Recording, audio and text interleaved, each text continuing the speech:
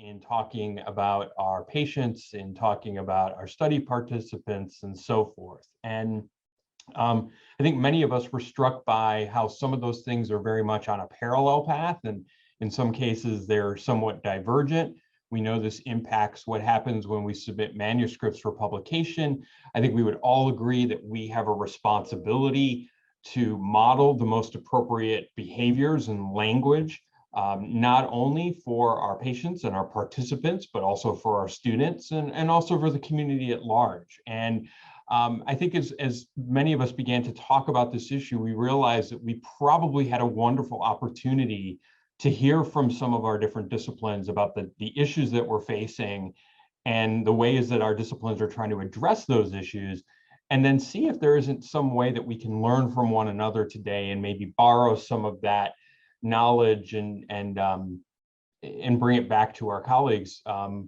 So I'm really thrilled that we have the panel that we have today. So we're joined by faculty members from 3 of our different departments across the college. Omar Martinez, I think, is still having some technical issues, but hopefully will pop in very quickly.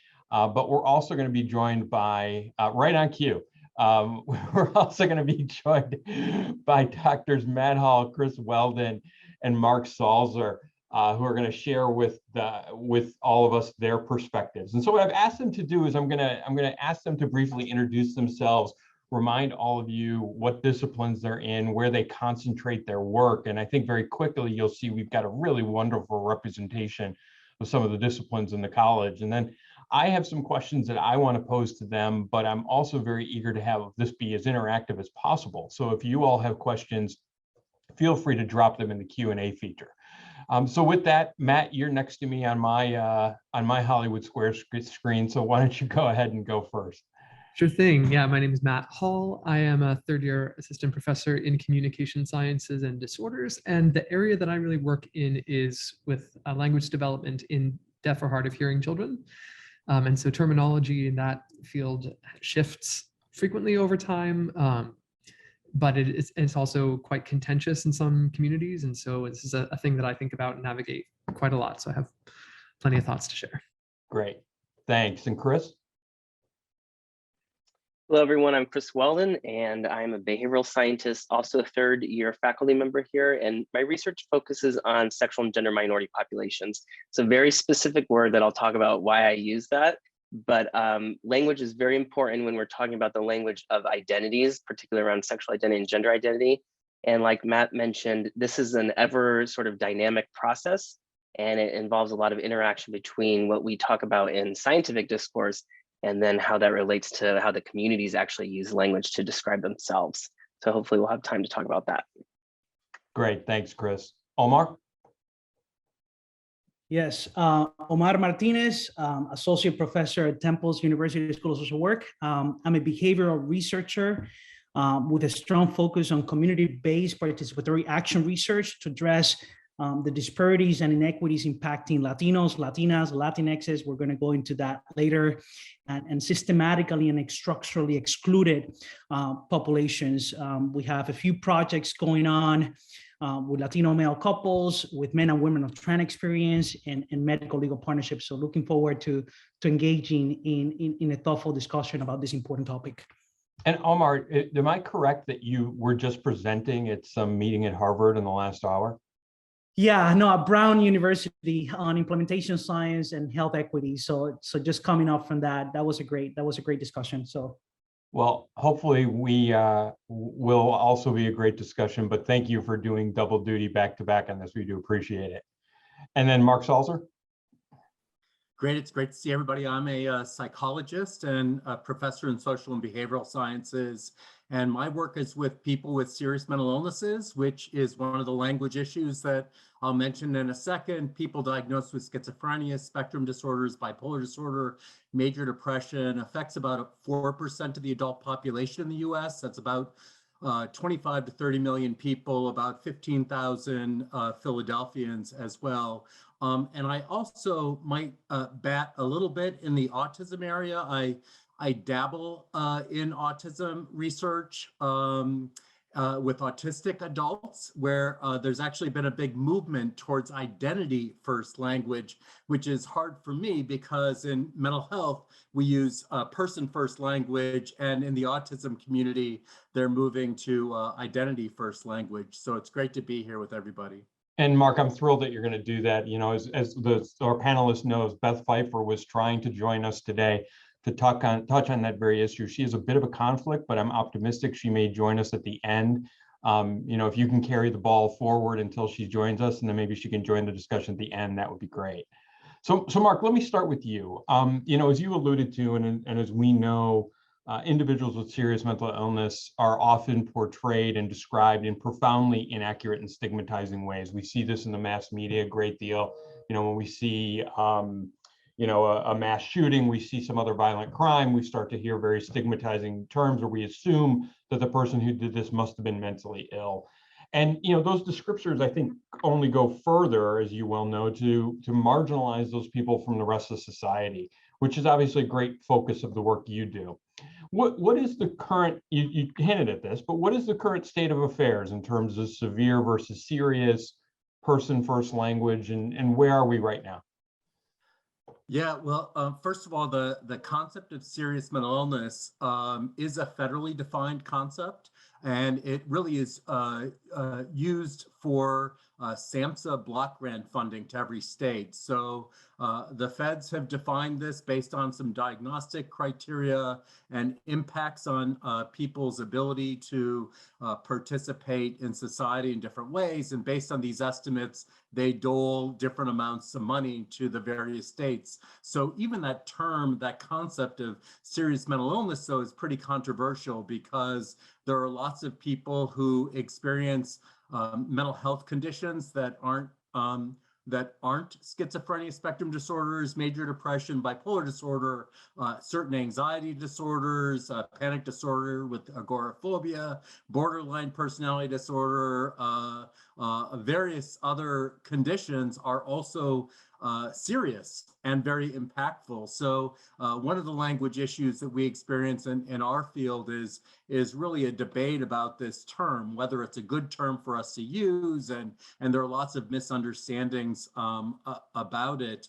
The big issue is language, how we refer to people who experience these conditions, and there was really a movement in the probably in the 80s and early 90s, where back in the day, some of you hopefully don't remember this, but people were referred to as schizophrenics or bipolars or depressives. And this certainly, these are all terms that are associated with what Irving Goffman calls spoiled identities. These are things that based on media presentations, David, like you mentioned, and other things, nobody wanted to be associated with these terms and be called that.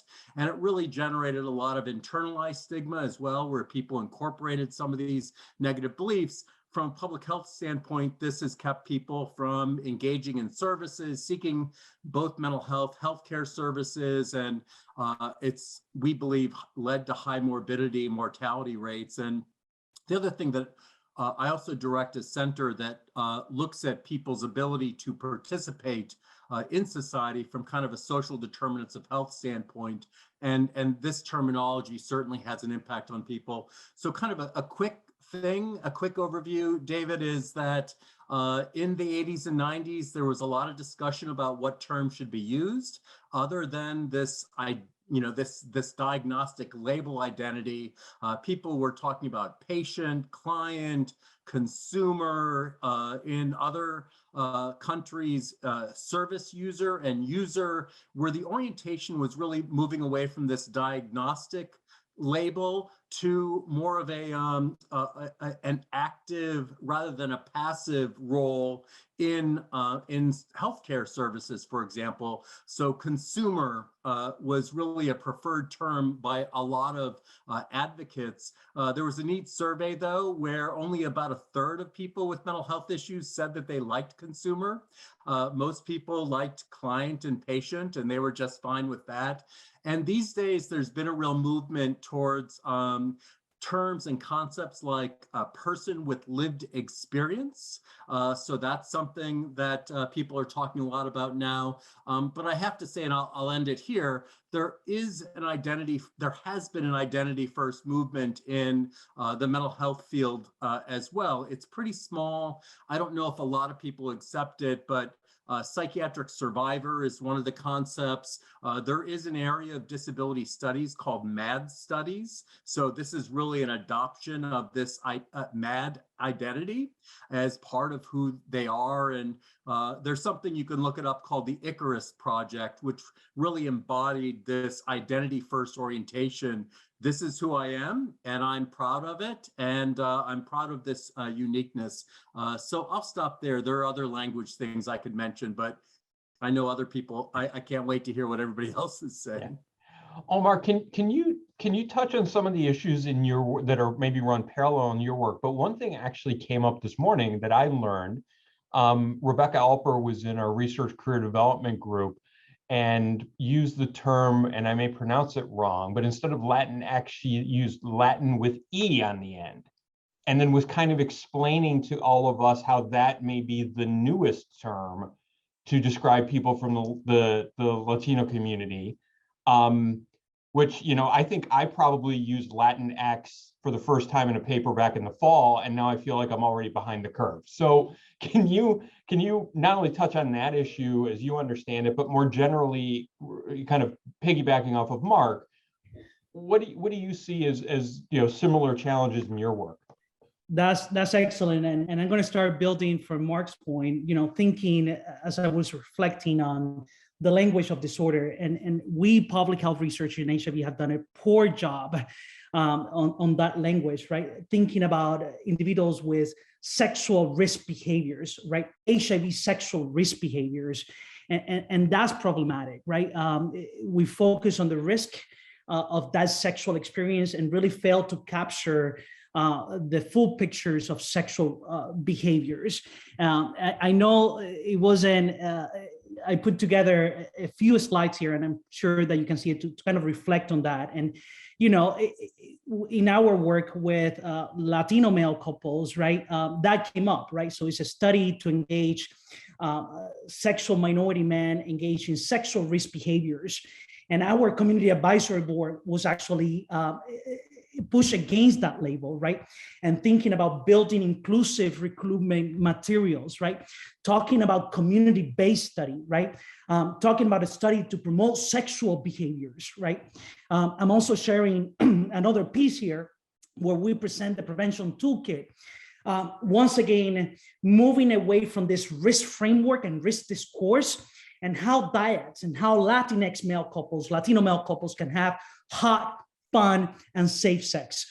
So kudos to that community, right? That was able to identify the problematic use of sexual risk behaviors and really engage a sex positive discourse and embed that in our intervention materials. So I see some similar discourse there. Mark just mentioned, also with lived experience, and that resonates with also my work with men and women of trans experience. In our work with this population here in Philadelphia, a lot of community advisory board members in our studies let's highlight the experience, right? I'm a man, I'm a woman.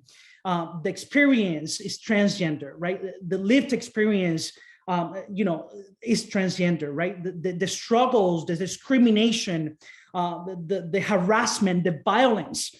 Let's focus the discourse on that lived experience as a men and women of trans experience. So just wanted to build on Mark's points, right? About the shifting discourse about the experience. Let's focus on that lived experience and less on that label. On the Latinx, and I personally, full disclosure, have a lot of issues with the term Latinx. It's a term that I see the added value on gender inclusivity, right? Trying to be gender inclusive, not gender neutral, right? Gender inclusive. I do want to share really quick here a great read by Ana Maria del Rio on this terminology for all of you who want to further explore the Latinx or not, the Latinx or not Latinx, a question of gender inclusivity versus gender neutrality. So highly recommend for you to dive into this term. You know, my issues with the term itself is that, you know, in my own work in North Philadelphia with Black and brown Philly Ricans, right? They don't understand what is Latinx, right? Like when I ask about it, right, they don't know what is Latinx, right? So it was a term that emerged in that ivory tower with a good purpose, right? For gender inclusivity. But when you go to the community and engage community members, they don't even know what the term is, right? So if I'm a true CVPR researcher, that I cannot use that term, right? Because it doesn't resonate. It doesn't, folks are not identifying with that terminology. So that's that. Those are my 2 cents. Boy, that's, you know, I really appreciate though what you said in the first half, Omar, and I thought what you just said is also very fascinating from a CVPR perspective. But it was hard for me not to think that, you know, when you talked about the positive aspects of sexuality, that in the context of HIV/AIDS, the message for so long has been danger, danger, fear, and so forth, and that the positive elements of physical intimacy kind of got lost in the shuffle. And I think back to the video that you showed us a couple of years ago when you were presenting some of your work, where you had individuals in a bar talking about proper use of condoms in a very lighthearted, if not outright funny kind of way, which, you know, because otherwise the meta message becomes sex is bad, sex is dangerous, horrible things happen to you if you don't do it right. And we lose that positivity and the value that it has in the larger human experience. So I'm really pleased that you put that positive aspect in. Chris, I think this is probably a really natural setup for you. So what can you add to this? Yeah, I want to build on a little bit of what Omar talked about. And I mentioned in my introduction that I use the term sexual and gender minority. And that is really a top-down approach that has been started the top. I'll say NIH, the funding agency, is the one who landed on that term, and in 2015 established the Office of Sexual and Gender Minority Research. So, and that was a way to kind of coordinate and guide funding efforts and research across all of the NIH ICs and kind of create this really large inclusive umbrella term. Because what was happening is we were having the LGBTQ. When I came out, I had 3 letters to choose from. There was LGBT and or Q. Well, the Q was added after, actually. And then it started to grow and to include people, to intersex individuals, people who are identified as asexual. And then we had the plus that was hanging at the end, and it was just becoming ever long. So I think that kind of motivated the NIH to say, we're going to create a term that we use in scientific discourse, which has been SGM. And I think I can share my screen and show you how they define, which it makes me laugh when I read it, but it's highlighted here that SGM populations include, but are not limited to, individuals who identify as lesbian, gay, bisexual, asexual, transgender, two-spirit, queer, and or intersex. Individuals with same-sex or gender attractions or behaviors, those with differences in sex development are also included.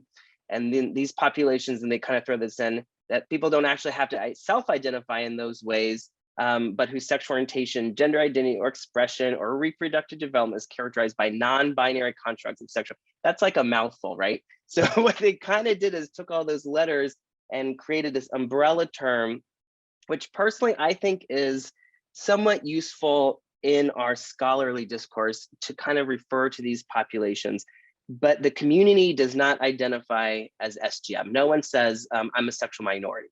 They use the language of identity. And I did a little bit of, I wrote down some dates here, which I think if I can just kind of over summarize this in a way that clarifies the evolution of language in this area, is prior to the 70s, homosexual was used in the research literature to describe sexual minorities of same-sex attraction.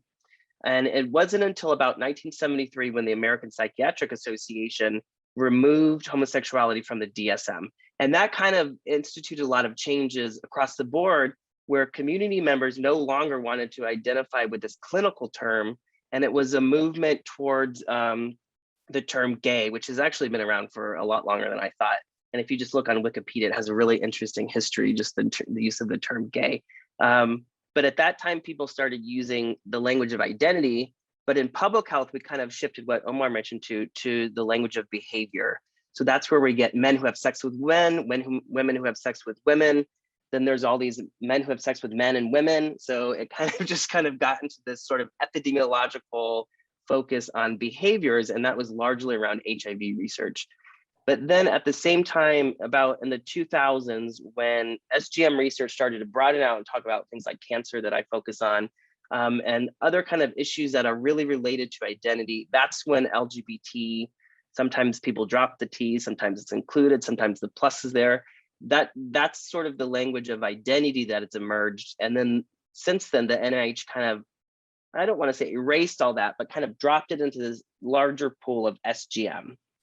And I think the important thing that I try to keep in mind in my work is that when I'm using that term in my academic writing, I think it's appropriate. However, when we're dealing with communities, when we're measuring things, people don't know that term, and that is an ivory tower term. So it's important to think about where it's appropriate to use sort of your more technical academic terms that we use, which I think are okay. And then when we're talking to the community, we're going to use and reflect their language and how they describe themselves. And then I didn't really mention gender at all, but in 1994, gender identity disorder was added to the DSM. And in 2013, gender dysphoria replaced it because they tried to depathologize non-binary gender identities. So, and this might be true for some of the other panelists, is I'm interested in talking about this idea of the language of identity versus the language of pathology. And we're trying to shake that idea of we're stigmatizing people's identities, but in the general population, our communities, they're using the language of identities because it's very meaningful to them, it's dynamic, and it's cultural.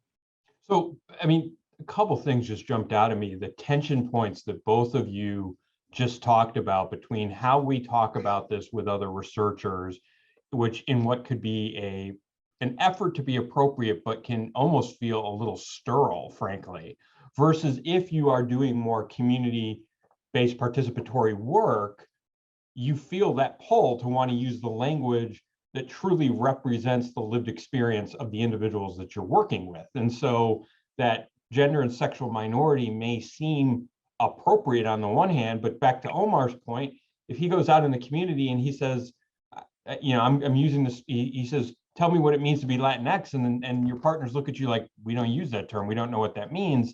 We still got that disconnect that we're working so hard to avoid. Exactly. Let me ask you guys this before we turn to Matt. Has the term androgyny been sunsetted? Does anybody use this anymore? I see it when I read things that are measures of gender expression, where we're talking about masculinity, femininity, and then maybe androgyny. But I would say that non-binary has kind of sunsetted that word, yeah. Because it's hard for, when I was in graduate school, I taught human sexuality, and it's kind of amazing to look back 30 years later and see how much our language around these issues have changed. And you're right, Chris, when you said, back in the day, we only had one term, and I remember I had students from the gay and lesbian support group at Loyola of Chicago come and present to the human sexuality class on their experiences. And that was the name of the group at the time. And to realize how we've moved away from that, how it's become so much more inclusive in, frankly, what's been a pretty a short period of time, if you think about it. So it's interesting, but somebody raised the word androgyny to me the other day, and I remember that we were talking about masculinity, femininity, and androgyny, and obviously same thing. The language we use there is so very different as well. Matt, tell us a little bit about what's going on in your domain.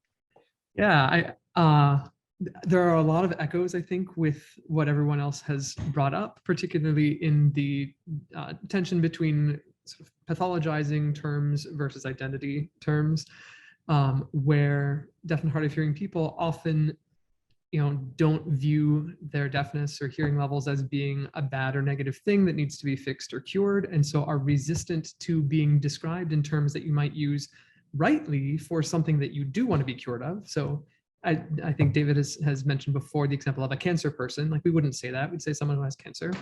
But if we use that kind of framing to refer to a person with hearing loss, that by syllogism or whatever, it sort of implies that we view the hearing loss as a bad thing. That you wouldn't, nowadays, you wouldn't say a person with homosexuality, a person with blackness, right? We rightly understand that those are not good things good ways to phrase it, because that's conveying implicitly that you are devaluing that part of the person. So there is still definitely an active tension in some more clinical aspects of my discipline in speech language pathology and audiology, where hearing loss is considered a medical diagnosis, and so therefore that sort of term is used. But people who have lived experience of being deaf or hard of hearing typically disprefer that term and prefer deaf or hard of hearing. With all of the shifts that do happen so quickly over time, I think as all of us are noted, I wondered if maybe one thing I can contribute to the conversation is a framework that might be a little bit more stable over time, and then different terms will shift where they fall in that framework. But I think it's helpful, and this is something I share with my students. We can sort of think of kind of 4 primary categories in terminology. We have a category that is definitely derogatory, slurs, pejorative. Like, we don't want to use anything that falls in there under any circumstances. The next level is a term that these are things that are like intended to be helpful or respectful or polite, but may end up, at least among some populations, being perceived as still pathologizing or euphemisms, or sort of just, I can see that you're trying, but you're not doing it right. Then there's the terms that are the preferred terminology, that are sort of generally have either neutral or positive valence. They're preferred by the people who have that lived experience. And then there are terms of reclamation that oftentimes used to be slurs, but have been reclaimed. So MAD is an example of this. CRIP is an example for folks in disability studies in some area. And so I think it's important for us to be aware of like the terminology that we are familiar with, either from our training, from the literature. Where does that fall in this framework?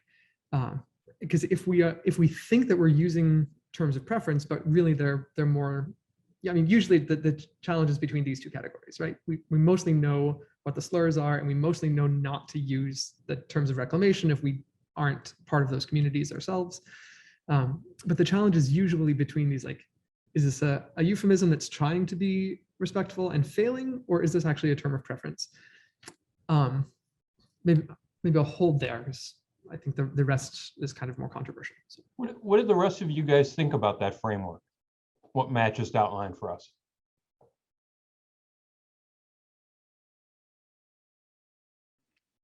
I think it makes a lot of sense. And one of the words, maybe it's your 4th finger, that this one is the word queer, that has came back into use primarily among younger people. But this is why the language and the science itself, there's a disconnect between it, because then if you're going to measure identity in like a questionnaire type thing, you may not want to include that as an option if your population is primarily older, because they still take great offense by the word queer. Whereas young people find it empowering and descriptive of their identities. So you have to kind of know your audience and to kind of tailor your language to that audience.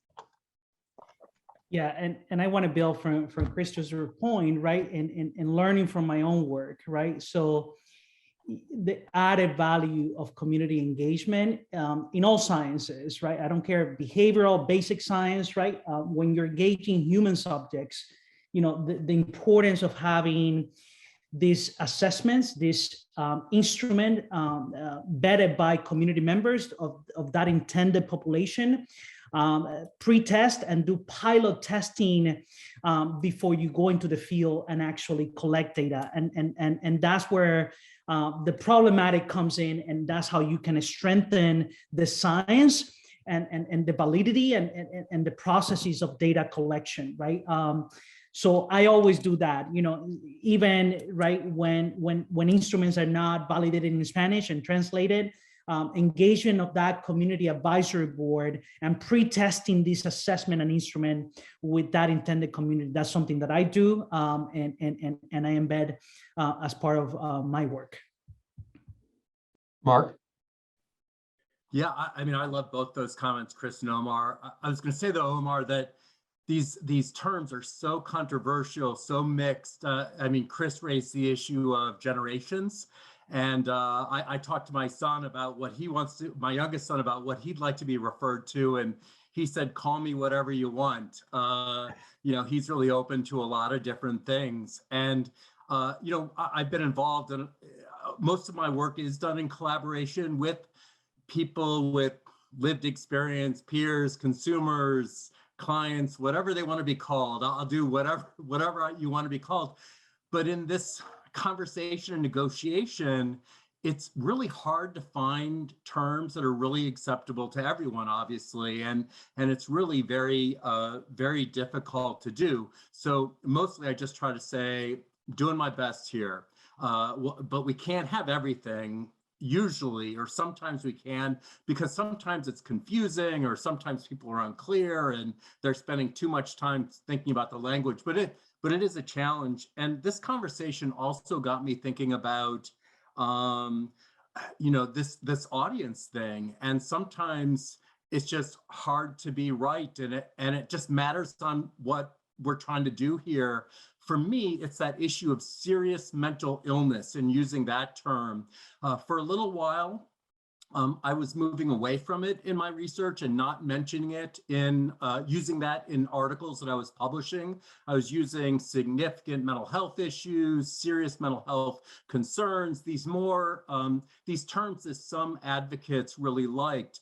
But there really has been, over the last 10 or 15 years in my field, an emergence of, I would say, counter progressives who are looking to move the field back to institutionalization and hospitalization. And basically they're saying anybody who's not doing research on serious mental illness using that terminology, they're basically rejecting that research. And these people have had a lot of influence among legislators, policymakers, funders. And I found myself about 10 years ago just saying, screw it.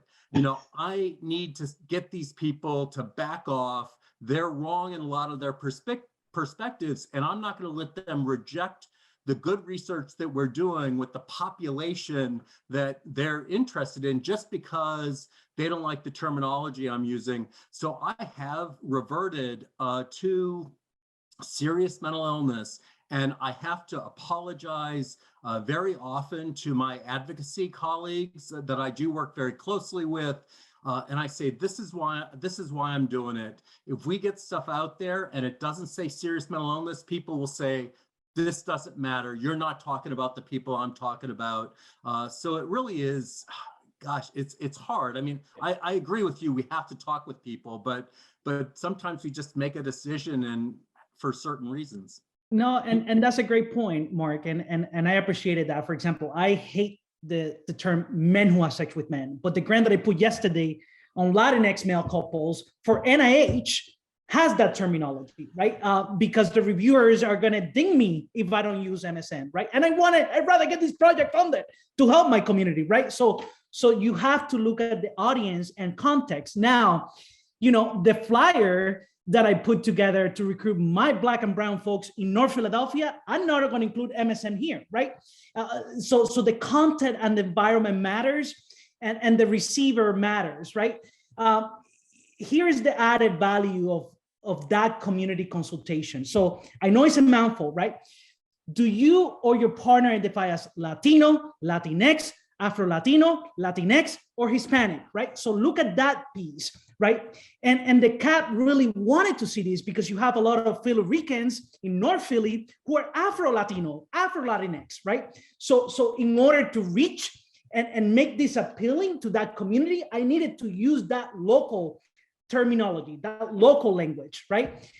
Would I include this in an NIH proposal? Probably not, right? So kind of building from your point and validating what you said and the environment, the context, the audience matters, right? For this type of work. Well, think of the challenge there too, guys, which is, you know, we're used to communicating with different audiences. We kind of acknowledge that for this audience or that audience, we may want to use a slightly different term.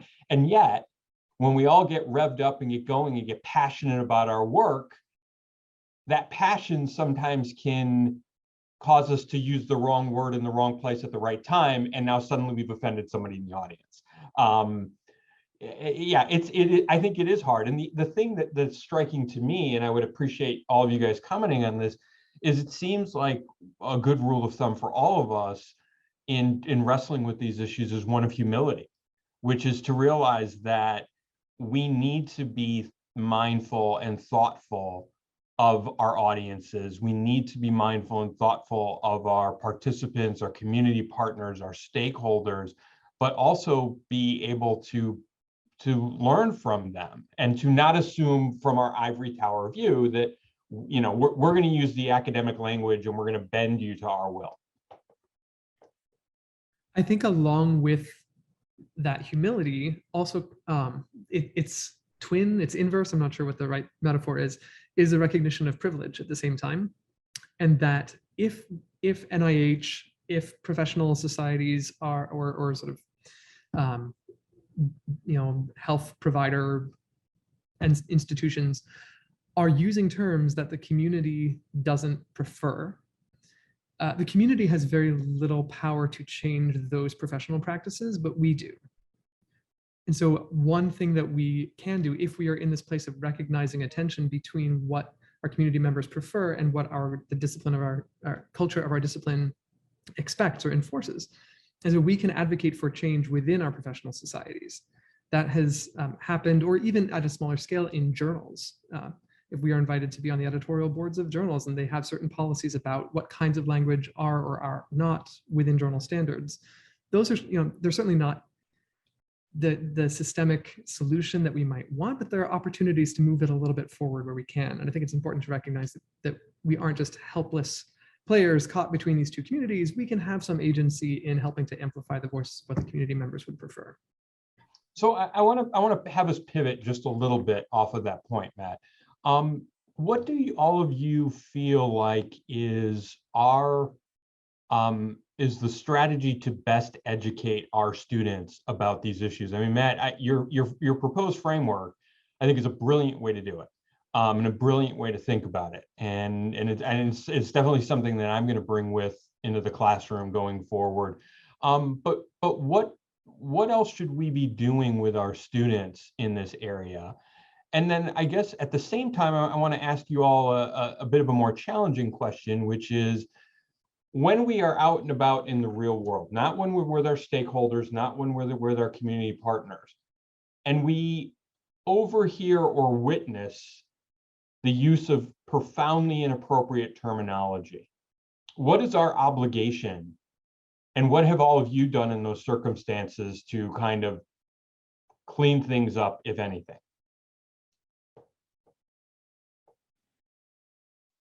I'll take a stab at the first part, because I think that rather than educating the students, I try to be flexible and to let them educate me, because in reality, like, the emerging identities around sexuality and gender are sort of coming from young people. And I wrote a paper, I think we published in 2020, about emerging identities in 13 to 17-year-old sexual and gender minority youth.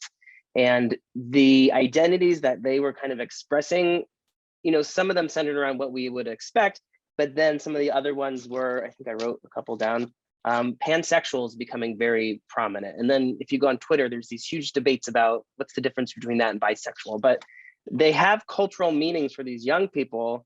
So for me, I just try not to be ideological. I try not to be rigid, and you just kind of learn from them.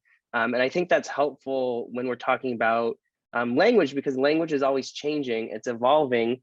And I use very different language than my mother does. We're reading a book actually about a transgender person, and she didn't know what cisgender meant. So And I'm like, okay, well, so I'm a younger person educating her, and I try to be open to that. I forgot the last part of that question, but I'll mute myself and let someone else say something about that.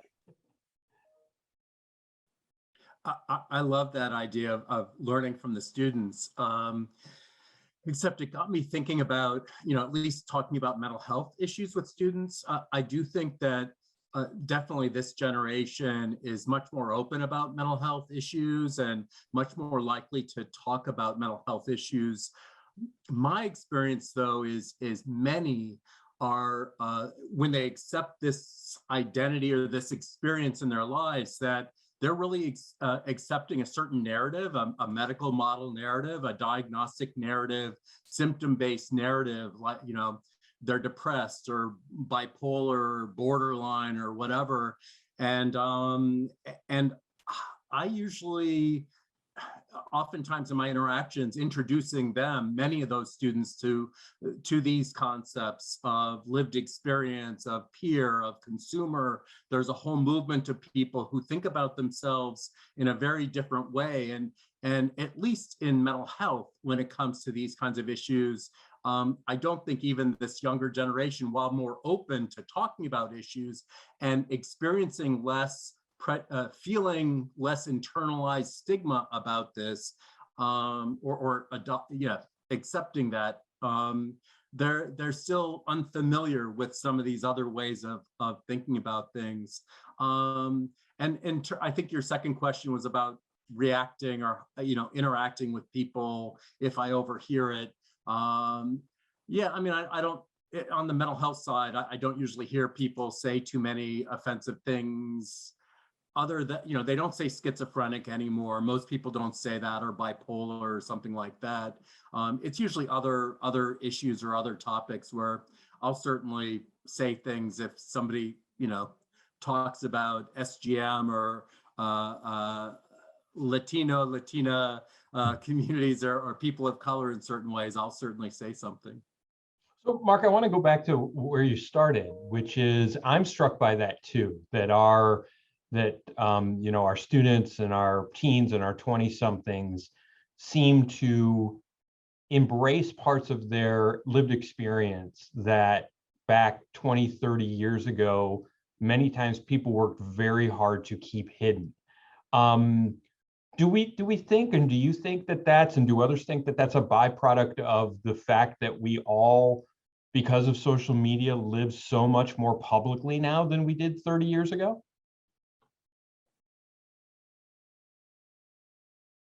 I think certainly a plausible mechanism. I would like to also believe that in addition, whether it's independent or interacting, that there has been some general progress in what I'll call the diversity model of identity, disability, health, neurodivergence. Just a growing societal understanding that normal is not the same as healthy, that like healthy and whole and valuable experiences, like there are many different ways of being in the world that all deserve to be respected, and that people are starting to understand that that's a valid way to understand themselves and their experiences. Mm-hmm. Well, Mark, Chris, what do you guys think?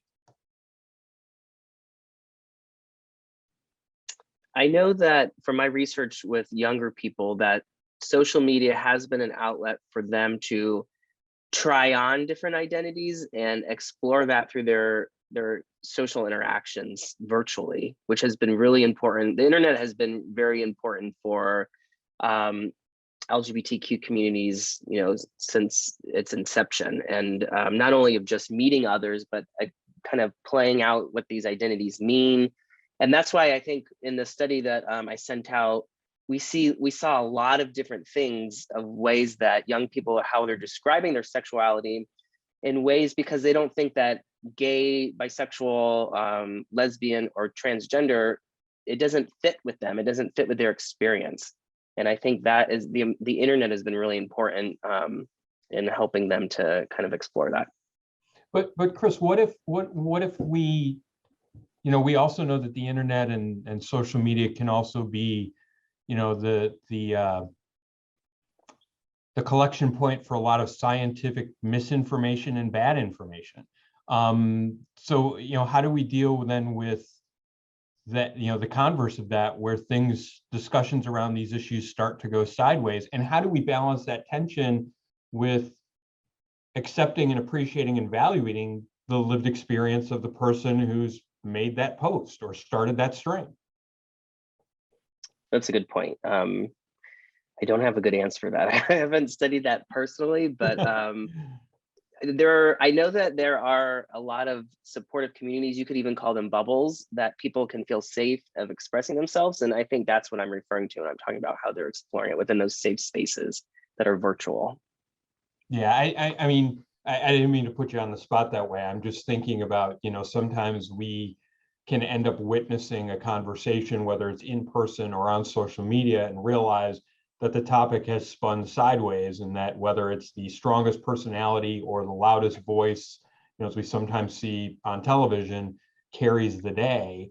We've all probably seen the experience too of our colleagues where sometimes, you're interviewed on a media program and you're brought in as the academic expert, and you've been paired with the person who's going to shout over you and talk over you and belittle you. And the next thing you know, you've been portrayed as the egghead who's out of touch and who's, kind of in your ivory tower. And this person has now carried the message. And most people are saying, well, that person's the authority. And that's something that I think not only in this issue, but I think more generally in scientific communication, that I worry about. I think we've seen that throughout the pandemic, where our academic voices have largely been shouted down, and expertise has been shouted down by other messages that people are feeling strongly need to be conveyed.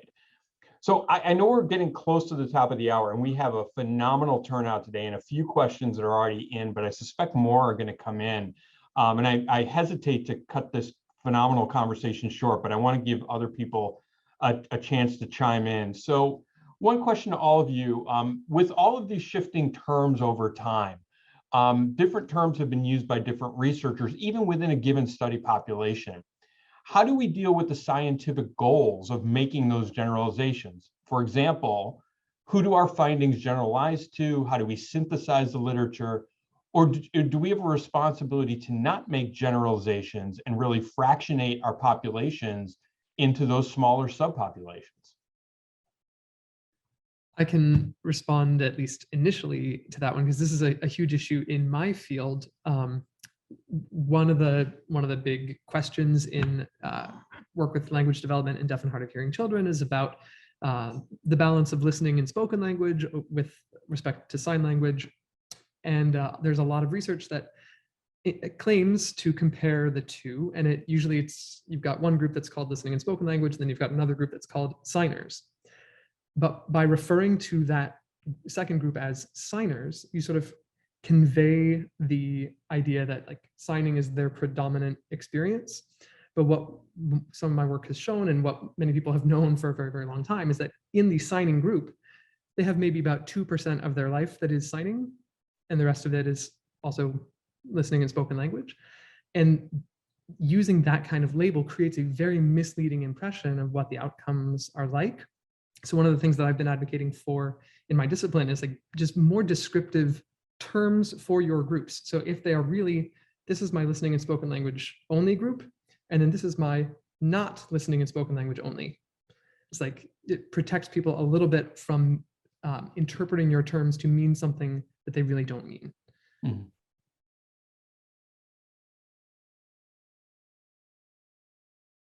So a practical question, which I assume is from one of our colleagues, faculty colleagues who's on the call, would all of you recommend that we now update our syllabi to just use pronouns rather than this idea of preferred pronouns?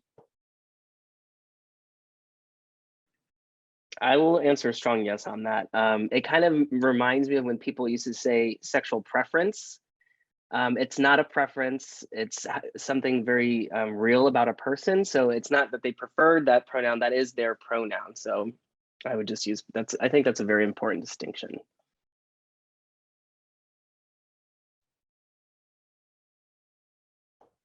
So we've gotten kudos for a fantastic discussion, and also a preface that recognizing that we have all proceeded carefully and respectfully. When you realize or are told that you may have taken a misstep with the language you've used, can you talk about how you have apologized or demonstrated your humility back to the person who raised the issue? Well, I'm happy to go with that because it happens to me a lot of time, all the time, because there are just so many different audiences.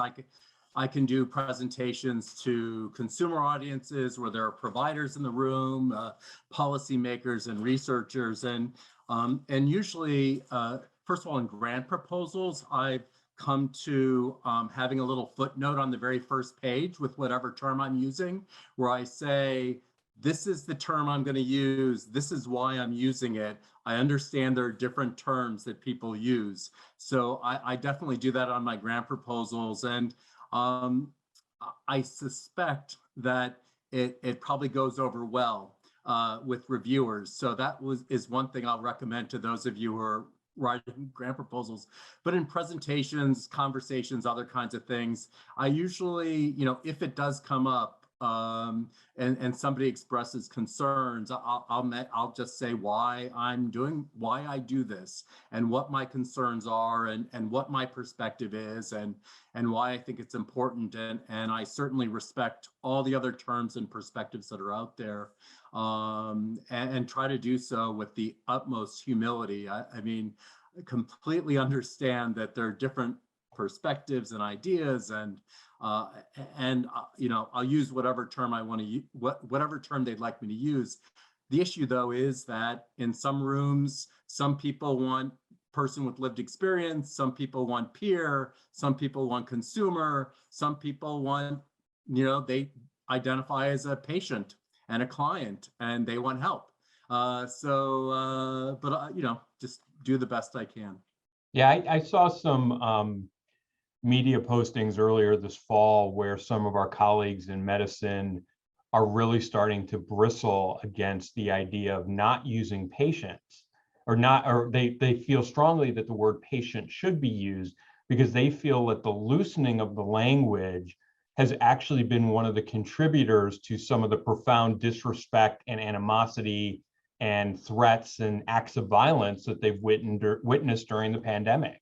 That our colleagues who deliver healthcare in hospital settings feel very much under attack right now. And some people have speculated that this loosening of the language and not using things like patients has been part of the problem. Now, I'm not saying I agree with that necessarily, but I do think that we need to be thoughtful when we change the language. I mean, I'm going back to this idea, Omar, of what you were talking about with Latinx, and how we, saw, and I was introduced to a new term just this morning. And I think these things happen so quickly. I do think we need to also sometimes just take a moment and think through, are we really doing right by our populations? And are these new terms necessarily going to be the ones that are most effective and enduring over time? I don't know the answers to those things, but I do think they're important to consider. So one other question, do you think that more classified terms for specific groups would create more vulnerable or marginalized issues for those groups? Should the terms be more specific or more general? Because in SGM, more general, but LGBTQIA+ is a more specific term. It has a sense of more inclusion. So I think the gist of the question is, would you all land on the side of general? Would you land on the side of specific?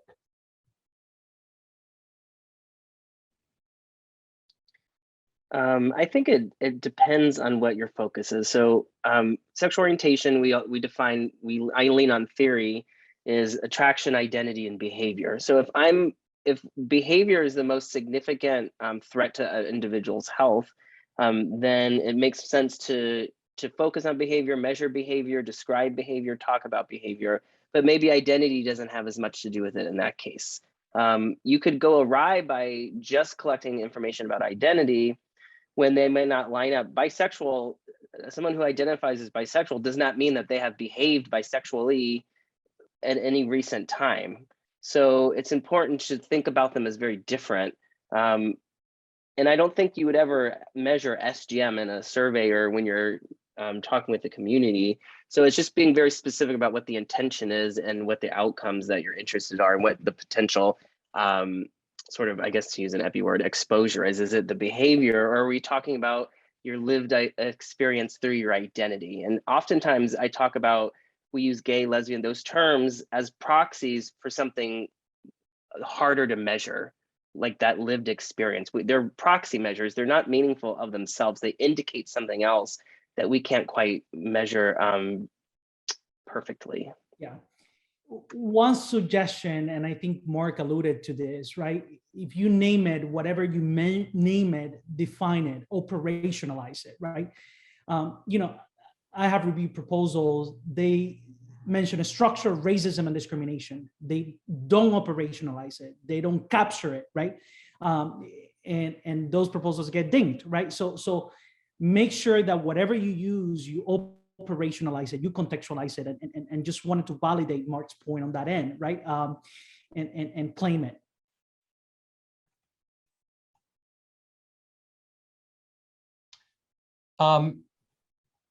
Actually, I'm sorry. I got a whole bunch of questions just came in right at the same time, and I just want to make sure that I get them all.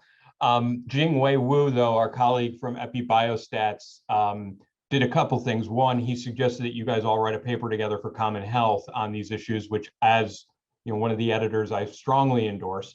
So I think we probably could go on for another hour on these issues, and I think there's much more we could cover. So if you all have the time and inclination, I'll follow up with you on that. But the other thing that he suggested was, could we collate some resources in this space? And I'm more than happy to take the lead on that. So if you Omar, you were generous enough to show us some of your slides. Mark, your footnote idea is a great one from a strategic perspective. Matt, I also think that your framework for thinking about this is worthwhile to share too, so we can continue the conversation. So when we're done, if you guys can share that with me and any other resources you have, I'm more than happy to push them out to those who attended today. One question is, are we focused too much on top-level labels? That when we use words like helping with ambulation to talk about walking or obesity, which increasingly people see as fat shaming, have we lost our audience already? So do we lose our audience when we start talking about a diagnosis, a condition, and so forth?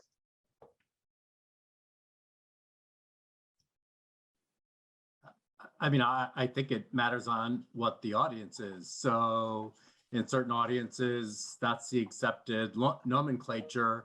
That's what we use. For other audiences, we'll use other language. So we wouldn't use that more technical or academic scholarly language. Mm-hmm. I sort of hesitate to answer because I'm not a clinician, I'm a theoretician, but I think an underlying principle here is that the language that you use is an opportunity to either deepen a connection with a patient, client, whoever you're serving, or to put distance between you. And so if your goal in this clinical setting is to have a good, close, trusting relationship with this person, I think it's important to be aware of what terms they prefer and to use those, because that's going to ultimately help your goals. So guys, as we're at the top of the hour, any last thoughts or reflections that you'd like to share with our audience?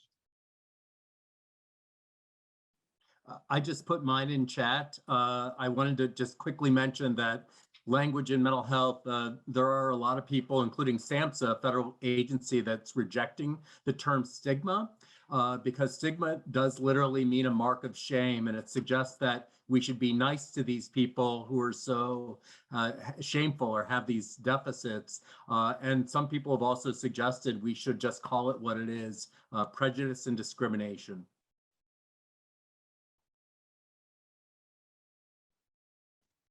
I'll just echo what I already kind of talked about, is to be flexible and to know that language evolves, and to respect that, and to look to the communities that you're working with to understand how they describe themselves, and make sure that with regard to SGM populations, I think of these as proxy measures. So If I'm really interested in experiences of discrimination, then that's what I should measure. I shouldn't just measure identities and language. You want to dive deeper into the real sort of mechanisms that we're trying to get at. Omar, I was distracted for a second. Was that a gesture of echo? You drop mic dropping. Okay. I caught it out of the corner of my eye and I didn't get what it is. But if I'm getting the mic drop cue, I think that's a good place to end. So, hey, guys, this was fantastic. As you know, I sent you a bunch of questions I thought I was going to get asked. We never got to several of them, which is great because I think this really was a phenomenally robust and engaging discussion. So I appreciate the four of you taking the time to join me and share your experiences with the rest of our college community. You know, I suspect we're going to get additional feedback on this, but maybe this is something that we tuck away as an issue that we revisit from time to time across the college, because I think there are a lot of stories and lessons to be shared and things we can learn from one another. And as a reminder to all of you, next Friday's session, we're very fortunate that Ross Silverman, our Associate Dean for Faculty Affairs, is going to come and talk about his vision for the office in the context of our flourishing college. So with that, everyone go enjoy your weekend, stay safe, stay healthy. And again, thank you very much, panelists.